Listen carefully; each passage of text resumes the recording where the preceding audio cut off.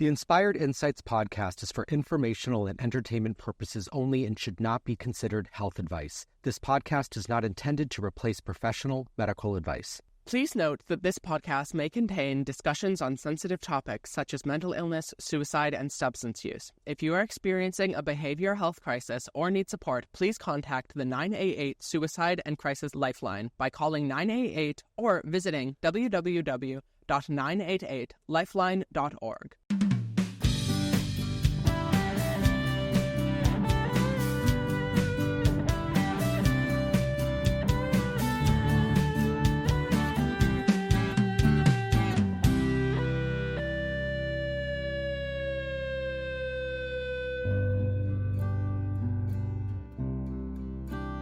Welcome to the Inspired Insights podcast. I'm Chris McLaughlin. I'm Soren Peterson. We are not in the studio right now. Something a little different and new for us. At Chris's lovely abode. And we've got some guests. So I want to take a few minutes and introduce our guests, and then we're going to get started with some conversation. So to my right, I have Paul Berube. Welcome, Paul. Thank you. Tell us about Paul. Well, I work in finance. I think that's my day job most of the time. But other than doing that and spending time trying to figure out how to live my best life in every aspect of that, that's pretty much what I do most of my days, finding the joy in the moments in between. Oh, Soren and I love conversations about joy. I love it. I'm full of it. We love it. Yeah. And to my left, my friend and mentor, Frank Brooks. And thank you so much for having me here. Thanks for being here. It's wonderful to be here. I am a social worker, and I'm retired from paid work right now, but I continue on with community volunteer activities. And right now, my project is I just joined the board of the Maine Council on Aging. Awesome. And so that's my major project this year in retirement, so-called retirement. So yeah, you're not retiring very well. No. I worry about that for myself too, to be quite honest with you. Frank, you are a superstar in the social work world and here in the state of Maine, and I'm so thankful that you are spending your morning with us today. Well, thank you. And I don't know about superstar, but I feel so grateful to have found social work as a profession way back in my undergraduate program, and it's been an incredible life experience. Well, you are a rock star, I can tell you that.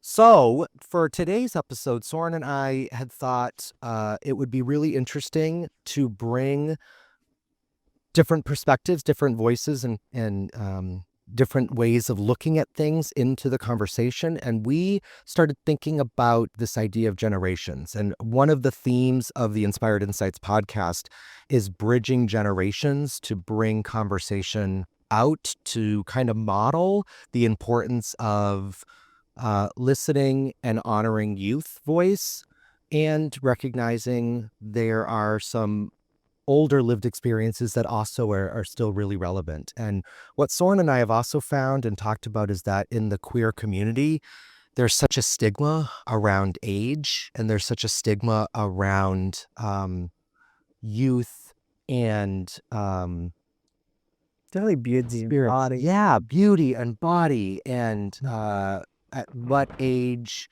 do we as queer individuals of older ages kind of be expected to wander off into the sunset and make room for new generations? And Soren and I both believe that there is so much value in bringing all voices together and learning from the different generations. That as a young person, there's so much I learn from Soren every single time we sit down and chat.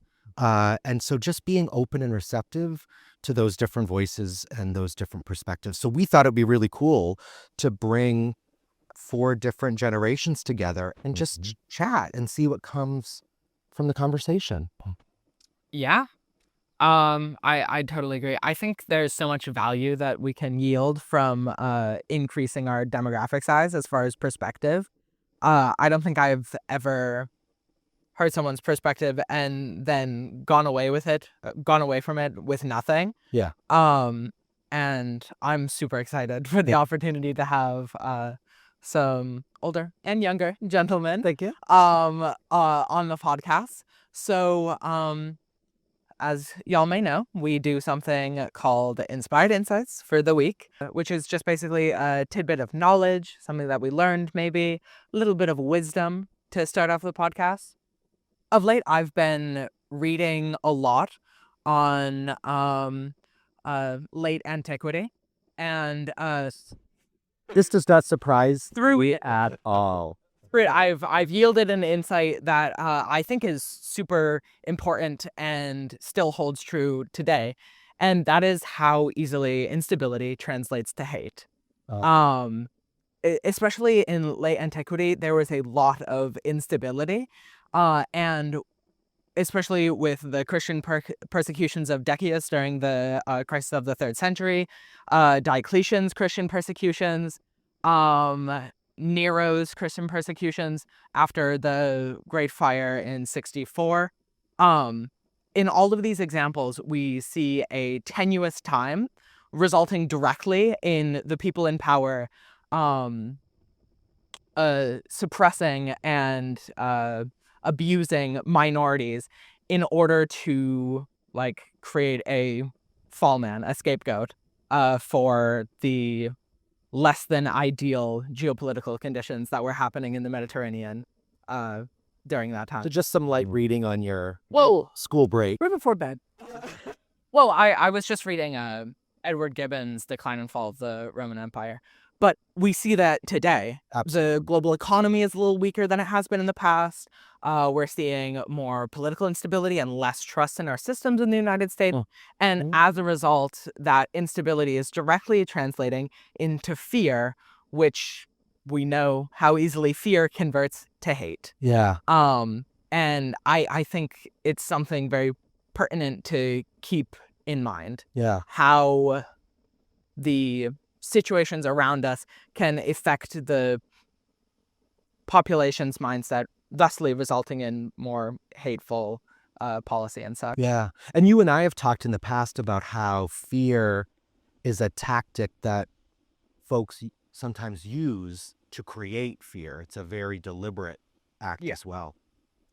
Light reading from Soren Peterson. Right. Inspired insight of the week. Well, it's deepened. I have a deepened insight that across the lifespan, all groups are affected by ageism. Yeah. And that it's just not older people who are affected by ageism, but younger folks too, who are often discounted and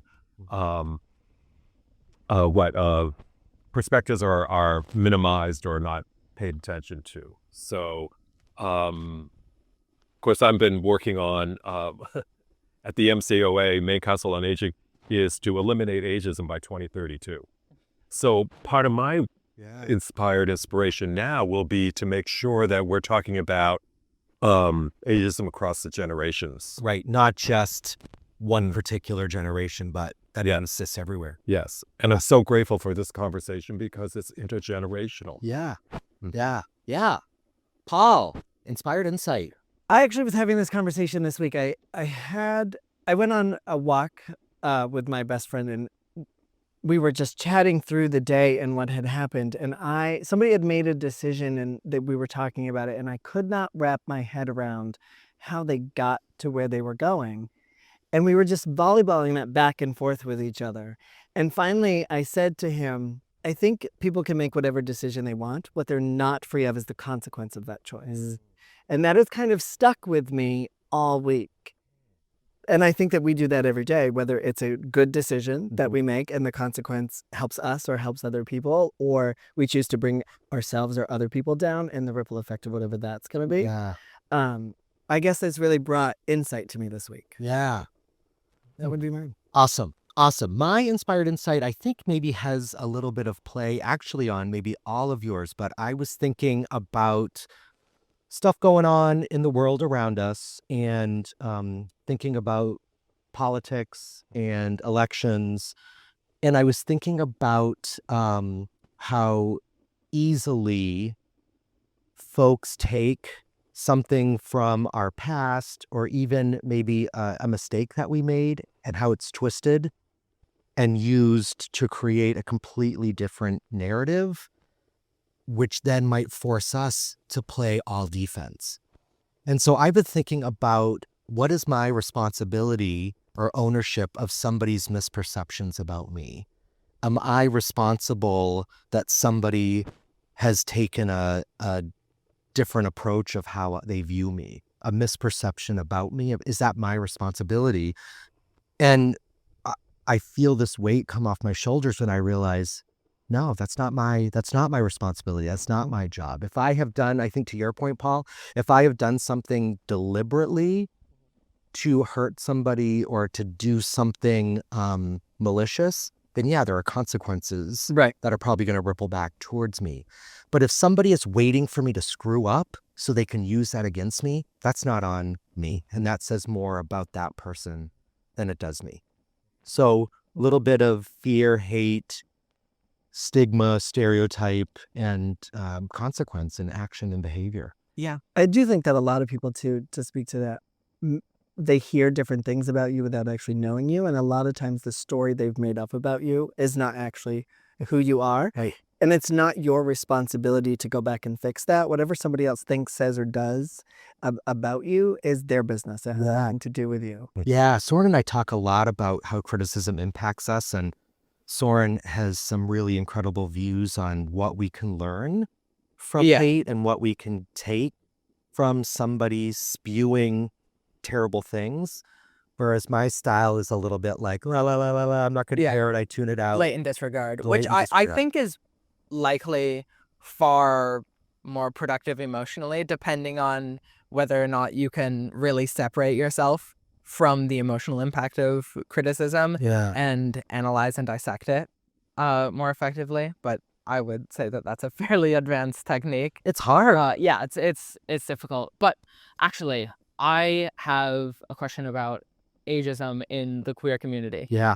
Do you feel like, for everybody around here, because I'm sort of in the vibrant period of my life, the pinnacle, as it were, but do you feel like you've sort of been ostracized by the queer community as you grow older, or your experience of it has just transitioned and you've found a older queer culture? Like, Great question. do you think you've been ejected, or is it more just a transition in the way that you interact with other queer folks?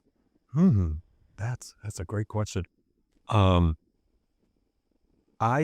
me, I've been very fortunate because I've been interested in the whole field of anti-ageism for a long time, and I had mentors, social work mentors, in my undergraduate and graduate work that were gerontological social workers. They study aging, and so I was in on that from early on.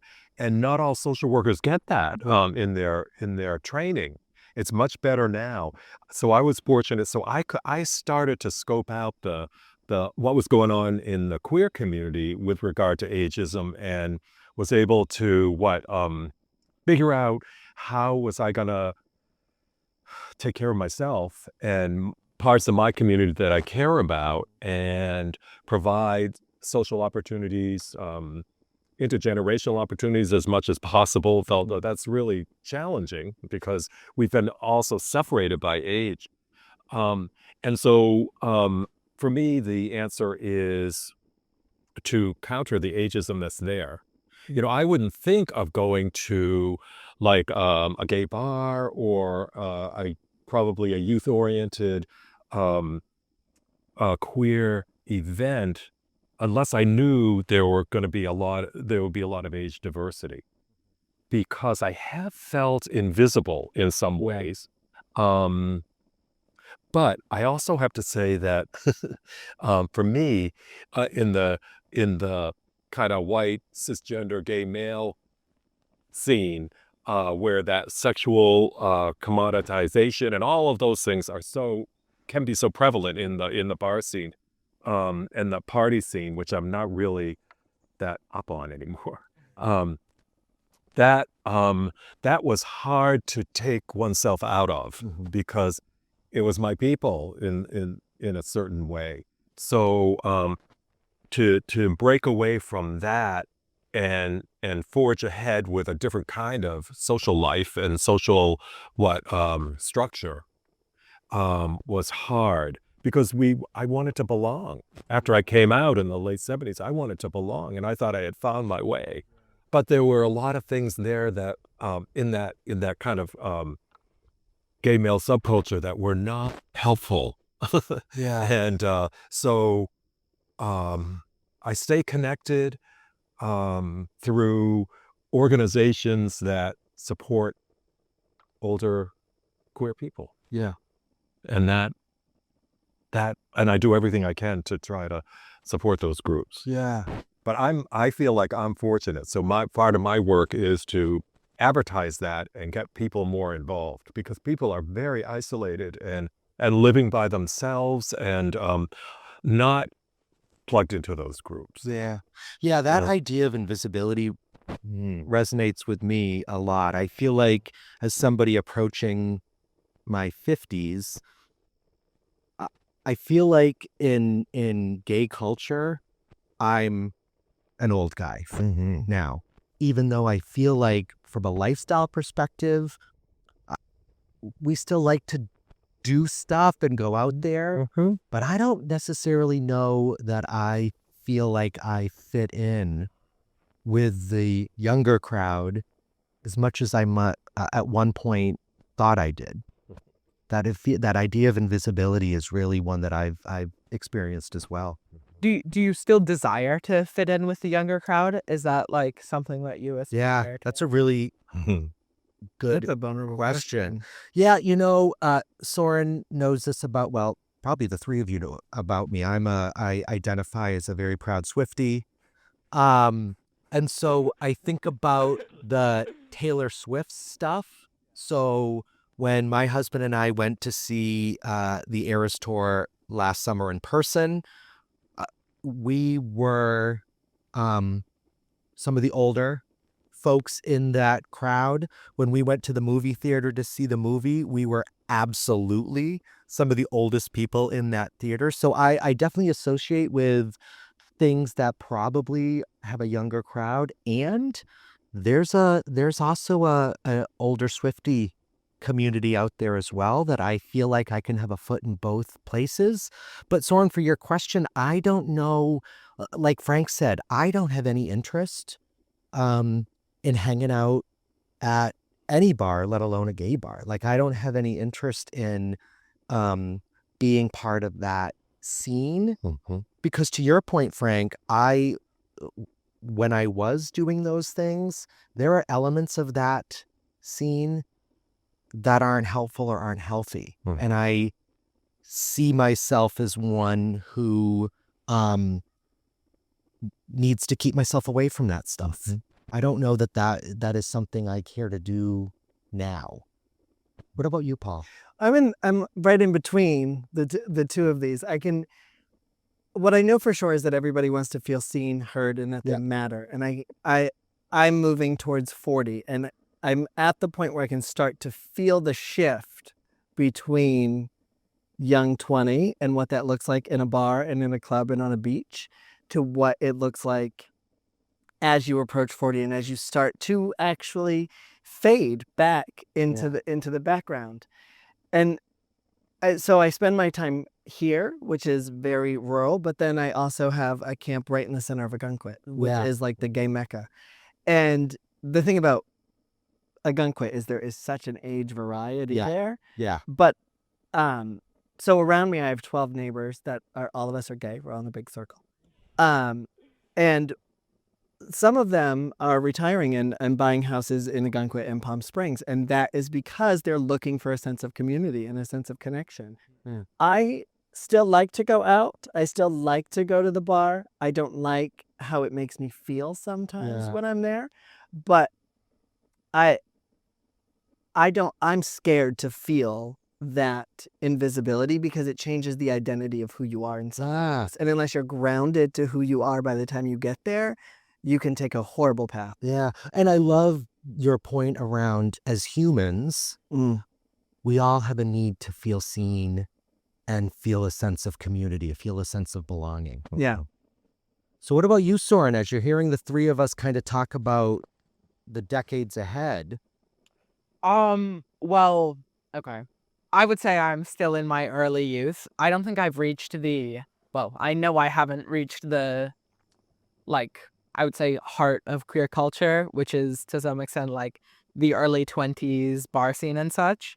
I'm still in my youth, and I would say my social group is fairly isolated, relative, to perhaps some of the other social situations that queer men find themselves in the early years of their life. Um, but I wouldn't say that I feel like ostracized, but I am not really a part of a large overarching queer community. Yeah. And that's simply because there's just not as many queer youth in the area. Like, I go to a relatively small school in a quite rural area, and I'm, as far as I'm aware, the only like fully gay senior. It's not that I'm necessarily desirous of speeding up my high school career and joining a larger queer community, but I think that it will be really fun and exciting because I've never had the opportunity to interact with something of that scale. Yeah. And something you and I have talked about off and on over the last season was the differences of when I was in school and deeply closeted and your current experience. And that term queer encompasses a whole lot of identities. And so you have some friends at school who identify under that umbrella term of queer. There was not one out person, regardless of whether you're talking sexual orientation or gender identity, not one out person, publicly out person for the entire 3 years of middle school, 4 years of high school. So you've heard me say to you, like, I am just so, there's a sense of awe and wonder and envy when I think about your experience. And so I'm sitting here, though, inspired insight, light bulb over my head, to hear you say, despite having this umbrella community of other youth, other high school students that might identify as queer, you're the only male-bodied out gay person. In my grade, as far as I'm aware of.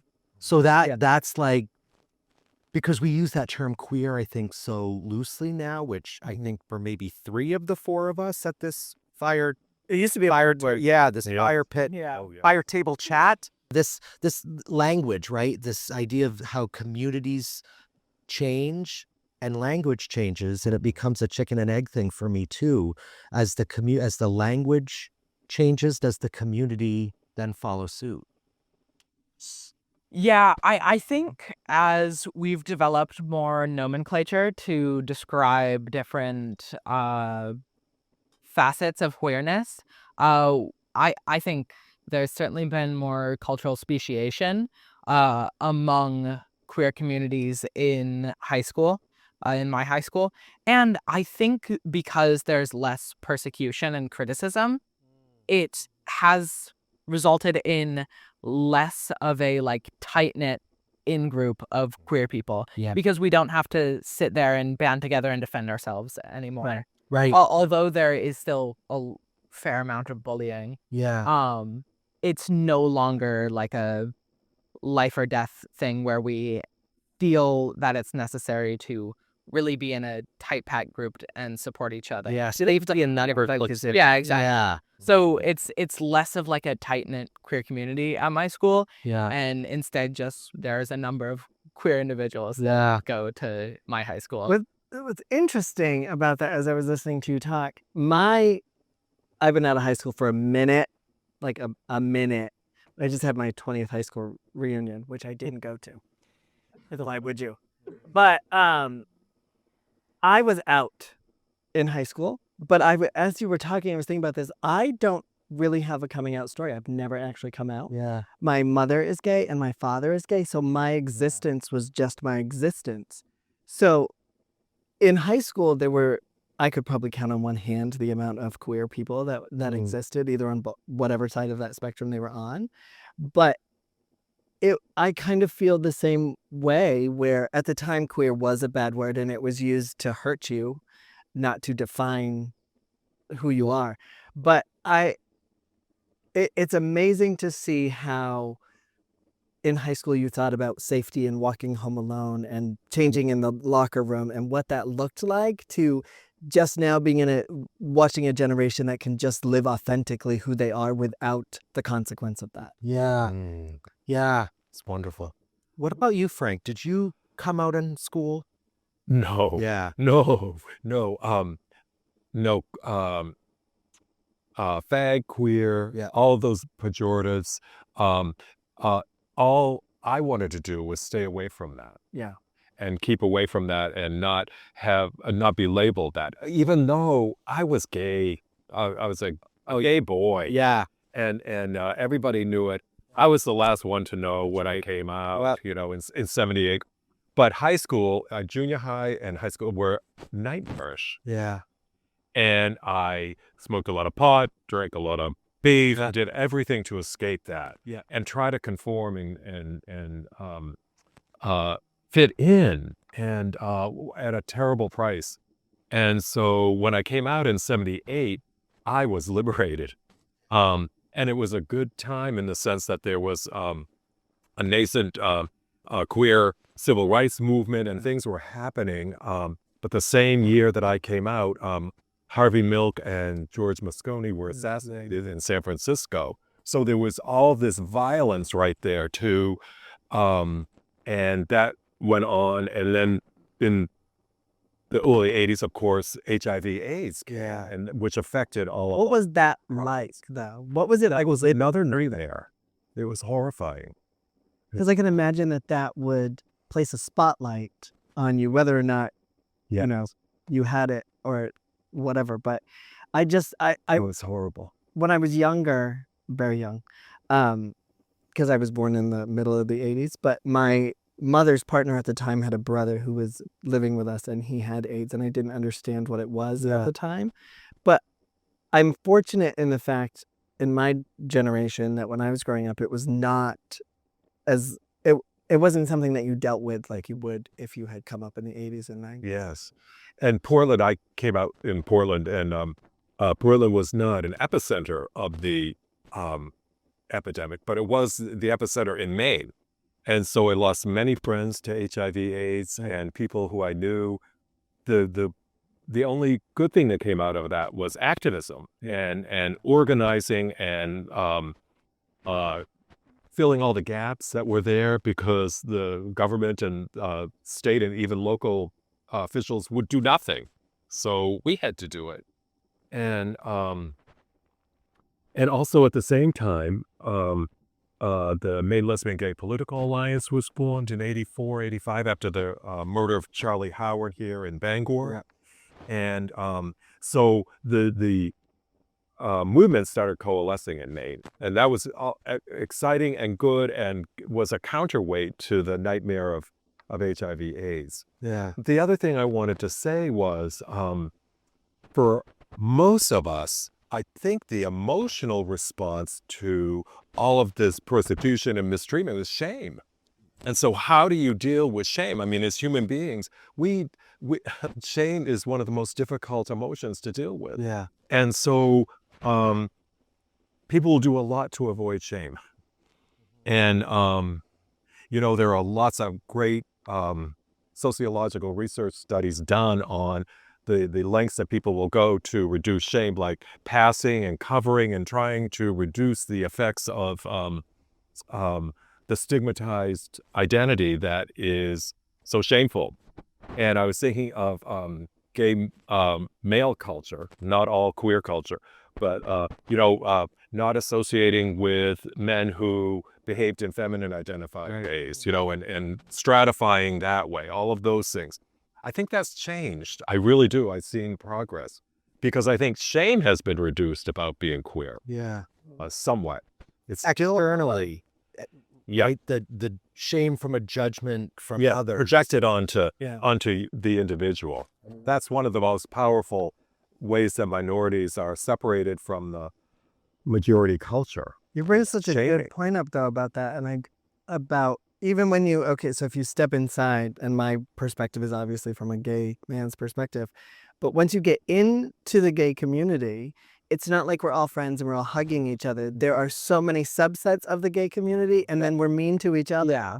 In so many ways. By Yeah, then it's about how old are you, what do you look like, what do you drive, how much money do you have, what do you do for work, who are you connected to? Mhm. And all of those things put you in different categories of Yes. gay men and what you have access to and who you have access to, what Yeah. parties you're invited to, who your Yeah. friends are. So I think that for a long time it was a fight out and it was a fight in. Yeah. Yes. Yeah. Yeah. I also in my social work world, in clinical work, shame is always in that treatment space. Yes. It's always present, and I do reflect often about. I did not, as Soren has heard me talk about, I did not come out until formally to my family. Like, okay, this is everyone knows now. Until '99, a year almost to the date after Matt Shepard's death in Wyoming, had a very similar impact on me. That his murder plays very heavily in my coming out story. And at almost 50 years old, though, living the first 25 years of my life, like coming up to my 50th year, half of my life was closeted.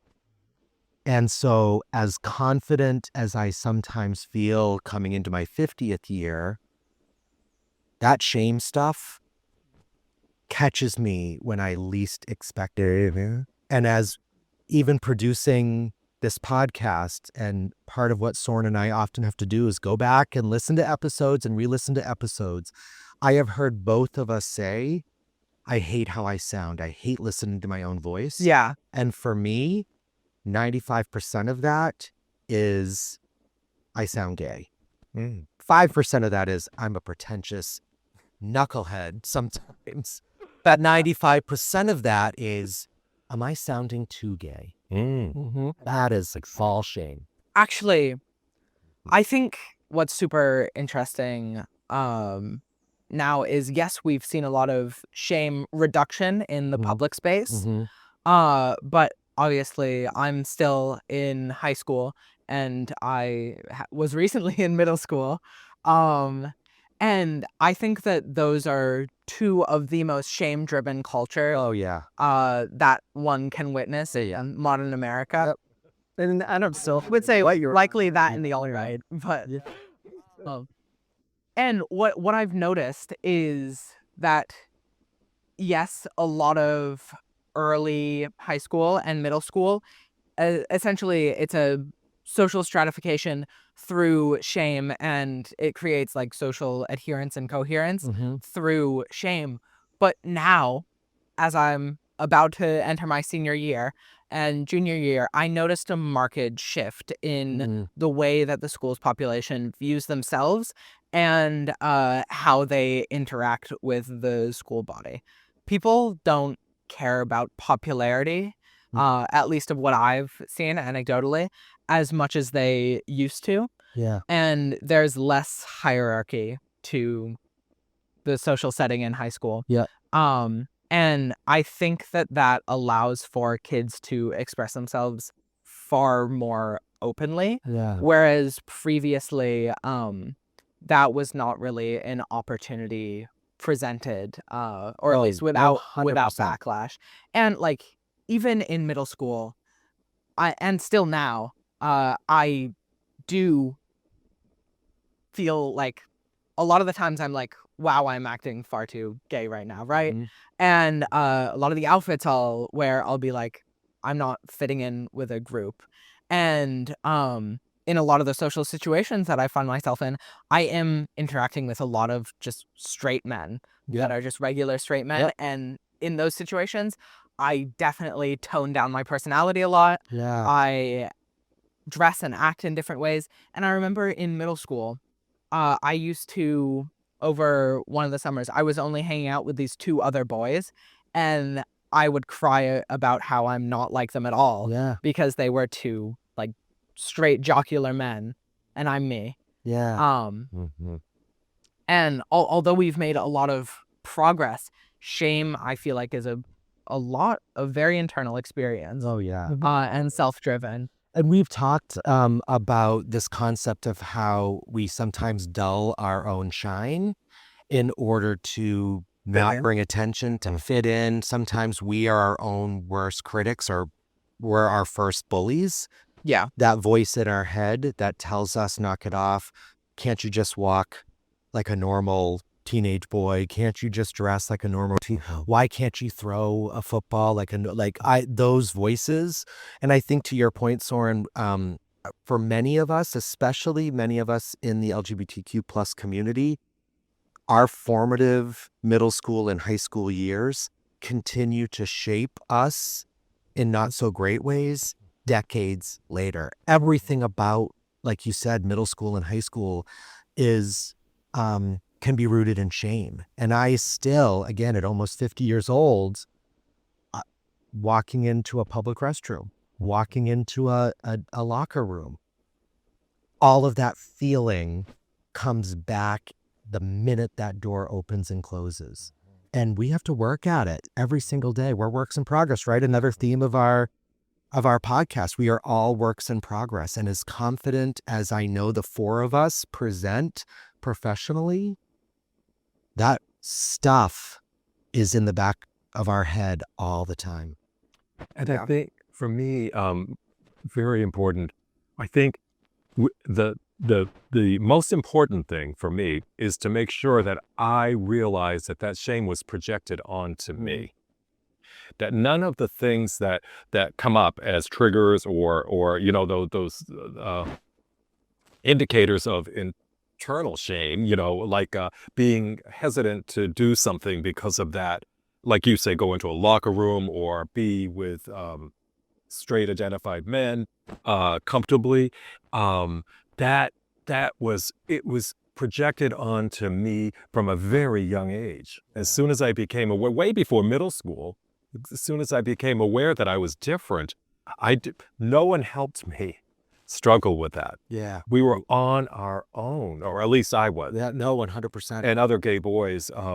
And the only way we could identify, because I connected with several gay boys in schools, but we didn't talk about it. Right. We did certain things together, but not others. Yeah. I was in a theater group with one, but with my straight friends, I didn't talk about that. Yeah, that's right. And so I was trying to manage all of this shamed identity all on my own. It's really amazing. That brings a lot of resilience into it too. To survive something like that. And the other thing I want to say about the shame is that the being connected to the community that I choose is shame reducing. Yeah. And just where I can be myself. And we have to create that ourselves. Yeah. We really do. Yeah. But we're on our own with it. And that's not fair, right? It's not fair. And you talked about this too. Sorry, Frank. We've talked about this too, about how the humans we are today, for many of us, our scars, whether physical or emotional, have made us who we are. And as the 4 of us sitting around the fire table chatting and knowing, I think I have the privilege of knowing each of you individually better than you all know each other collectively. Your skills, your reputations, your accomplishments, your decency as humans is perhaps also due in part to the bullshit that we all went through. That it's because of that bullshit that we are the incredible humans that we all are today. Well, that's why I found my home in social work. Yeah, You know, all the 100%. values and principles of social work practice, and also working with folks who have been marginalized. Yeah, that's And, right. and Helping them find their voice. Yeah. I have never been a bully, and I feel fortunate because not everybody who's been bullied has that path. Right. Because I think what you were describing, Paul, about how people get categorized and then get judged and bullied because of those differences. Yeah. That sometimes people who are bullied do bully. And I'm grateful for that. Yeah. Doesn't mean I can't be judgmental, but Comes with the territory at times. yeah. It's, and I'm grateful for that gift, wherever it came from. I actually wanted to talk a little bit more about the in-group pressure that the queer community presents and some of the difficulties of being immersed in gay culture, right? And the social pressure that puts on you and judgment from other queer people, because I think that we see a lot of minorities, instead of pushing outward, they push inward and put more pressure on their own in-group to succeed and fit in. That's right. Or better model what they think the people within the in-group should be. So I haven't had a lot of that stress simply as a result of not interacting with a ton of other queer youth, but I have had friends who, especially older friends, interacting with more college queer culture. There's a lot of pressure to fit into a certain body type, and a lot of judgment around appearance, sexual promiscuity, and a number of things such as that. So I was curious to hear you guys' experience on if you've experienced pressure from other queer members of the community, and what difficulties you face around that. And I think that was a really good point, Paul. I really like that. So I'll answer that because I can answer that really quickly. I think part of my journey and part of that shame that was put on me that I still to this day work to push back or put into a different place. I didn't, even when I, certainly not in school days, but even when I publicly came out in the late 90s, I chose to not associate a whole lot with other members of the LGBTQ plus community. I still rejected that, and some of that rejection was that pressure. I didn't even feel like I always fit there either. And so I have just been aware of the ageism within our community, of some of the stereotypes, some of the stratification that you're talking about. Was I this? Was I that? What, you know, and all of these subcultures within gay male culture, and never felt like I fit in there either. So it's probably because of some of that pressure, whether external or internal, I pushed that community away. And it wasn't until I got into my 30s that I started embracing my LGBTQ plus friends. 30s, I think, build is the that sweet community. spot. That's where it starts to get good. Yeah, it did. It started to get really good in my 30s. And I met my husband in my 30s and developed our life together in my 30s. And so, yeah, I think that was where my shine really started to burst through. And you know, there are, Chris, there are lots of different coming out models, you know, stage models and all of that stuff. But part of one that I find interesting is the models I find interesting are that process that you're describing, that you come to terms with your own sexual identity or sexual orientation, gender identity, and then you make forays outside yourself into the communities, and then you at the end you embrace it. Yeah. And what a process that is. But I was thinking about how at every stage we have to reduce that shame and move forward. And it's really tough, again, on your own. On your own. And then you get the community support later when you've plugged in, and people will affirm you like this conversation right today is very affirming and interesting. And I know I'll bring a lot from it. But until that happens, we're on our own. I keep going back to that. And which is a really, when you think about the systems that we operate in, it's a very effective technique to keep people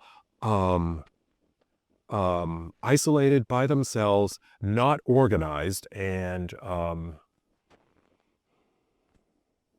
feeling not just badly about oneself, but also badly about others who are like you. That's right. Yeah, that's right. It's a very effective strategy. And I was trying to think about hierarchies too, and we as human beings, we have to fight against not putting things into hierarchies.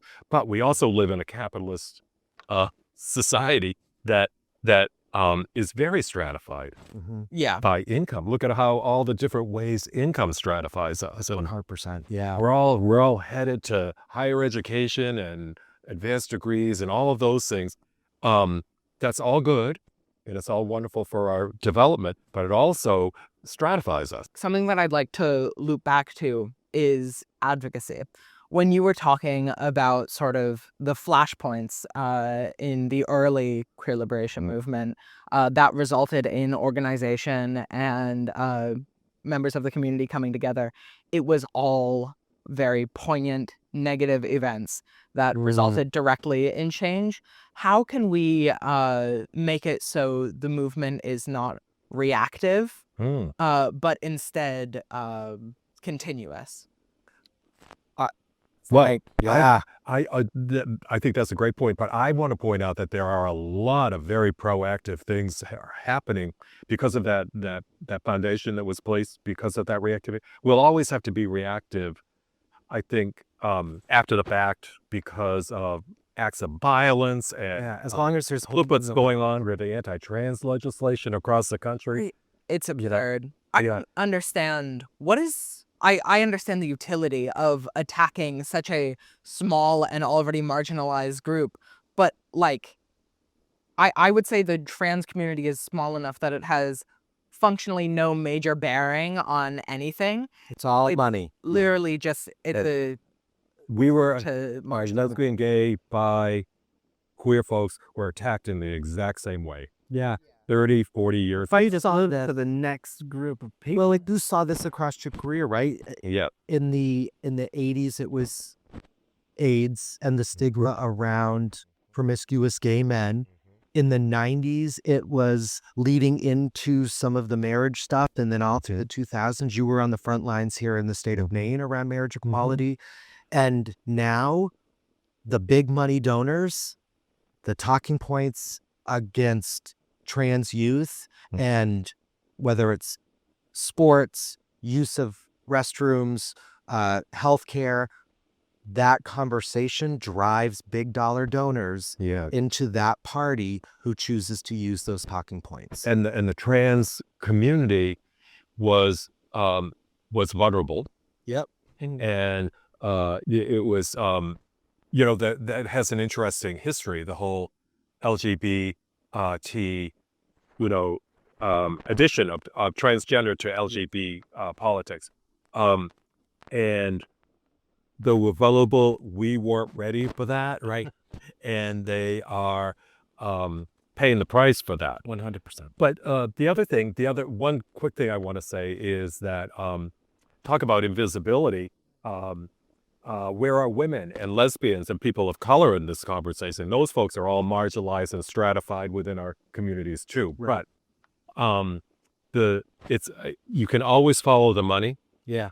Right. But trans folks were much more vulnerable, especially trans youth. Yeah. Easy target. Yes, because you say they're a smaller minority than folks who are queer identified in other ways, that's for sure. But look at trans youth. Their parents had to try to come in some of them supportive, some of them not supportive, Yeah. to try to advocate for their children to get medical care. Yeah. That's where this anti-trans movement started, was with healthcare, medical care. But, I think I talked to you about this one day too, but what is to think about the infighting between all the different groups internally. There is a segment of the LGB community that wants the T removed. Yeah. And that is shocking to me. If you come for one, you come for all. But that is just another subset of what I was talking about, where once you get into the community, it goes by body type, it goes by activity, it goes by what you do and how you do it. And I think that the shame comes in not only externally there from people projecting it to us, but then us projecting it to each other on the inside out. Yes.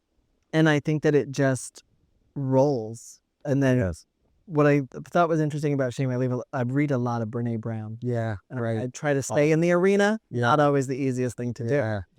But what is interesting about the shame is, I talked about earlier, one of the things that I worried about when I was in high school is going into the locker room and changing. And then I was at the gym and I walked into the locker room and it just like hits you like a wave, but you don't see it coming. Yeah. And then you have to like process back through something that you didn't think about for a decade. That's right. Yeah. That's right. I don't really go in the locker room. Yeah. Right. We've talked We were forced into it. I was forced into it. I don't know about you two. Yeah. But we didn't have any choice. Yeah. And you were forced through this agony of having to try to be part of something that you wanted nothing to do with. Yeah. It's horrible. It was horrible. Yeah. And there was nothing wrong with us. Right. Again, It was I nothing feel wrong with us. that is the punchline for us today. And it kind of was inadvertently thinking about one of the inspired insights I shared, that other people's perception of us is about them, not us. And there was nothing wrong with us. No. Yeah. No. Friends, I could sit here all day and continue this conversation, and I know we're at a point where we need to wrap up. So I want to do maybe some final thoughts, final points. Paul, I'm going to put you on the spot to go first. Right. Okay. I think that the conversation today, enlightened, obviously, because there's 4 generations of people here, but I think the message that I'm going to walk away with and be more cognizant of is that we're all in it together, regardless of how we try to pull each other down or pull each other apart. We're only going to succeed if we all do it together. That's right. Frank, final point, final thought. I agree with Paul that we're all in this together. We always have been. And it's so wonderful to come together and be part of this, because we are. This is doing it together. So I really appreciate that. And we can't leave out the political, social, cultural, economic factors that we got to touch on, but boy, we could do an hour on those. Well, Hours. I got you both on speed dial. Or final point, final thought. Yeah. I think, to echo these 2 lovely gentlemen's point, let's not throw people off the life raft so it stays afloat. Let's expand it. Yeah. I'm so pleased that we had the opportunity to bring you guys on, because I think it did diversify our perspectives, and I really enjoyed hearing what you guys had to say. Yeah. So I would just like to thank you too. Yeah, and that's my final thought. That's what I'm taking away. In addition to what you all said, is gratitude. This conversation has been inspiring and enlightening, and I just feel so thankful that you both got up super early on a weekend morning to share your time with Soren and I. And who knows, this might be a to be continued. So thank you all. This has been an episode of the Inspired Insights podcast. I've been Chris McClellan. I've been Soren Peterson. We'll see you next time for another episode. Thanks so much. Bye. Thank you. The Inspired Insights podcast has been brought to you by Inspired Consulting Group, LLC. Edited and produced by Amanda Seidel and Derek Harder. Marketing support for the Inspired Insights podcast by Elizabeth Keenan. Music by Derek Carter. Please visit www.inspiredcg.com to learn more. Copyright 2024. All rights reserved.